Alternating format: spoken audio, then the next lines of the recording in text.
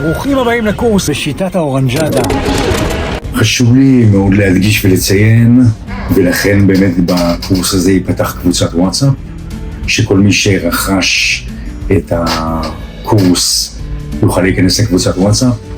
בשביל הנוחות שלי, אני תמיד אם יהיה לכם שאלות, אני אתן מענה בוויס בקבוצה, ואם השאלה תהיה קצת יותר מורכבת, אני אפילו אתן מענה באישי.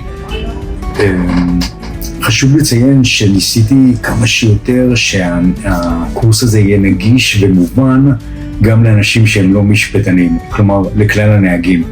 יחד עם זאת, לפעמים יש ניואנסים מאוד קטנים, ובמשפטים כמו במשפטים שהם תמיד ואין אף פעם, ולכן תמיד בכל מצב ותמיד בכל סיטואציה, תמיד להתייעץ עם עורך דין. ותרגישו חופשי שאם קיבלתם דוח, או אם יש לכם איזושהי שאלה בנושא התעבורה, תרגישו חופשי להתייעץ בקבוצה, תמיד אשתדל לתת מענה בתוך 48 שעות.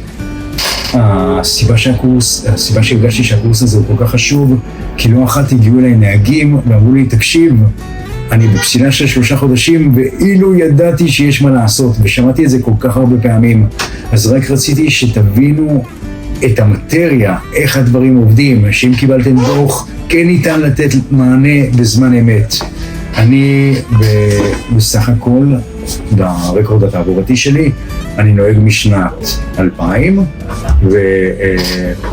ובהיסטוריה התעבורתי שלי יש לי 3 הרשעות, כאשר אחד מההרשעות היה עוד לפני שלמדתי משפטים, שזה היה ב-2006, רק ב-2008 התחלתי ללמוד משפטים. עכשיו, מה שקרה שלא ידעתי אפילו שיש מה לעשות בגין אותו דוח שקיבלתי.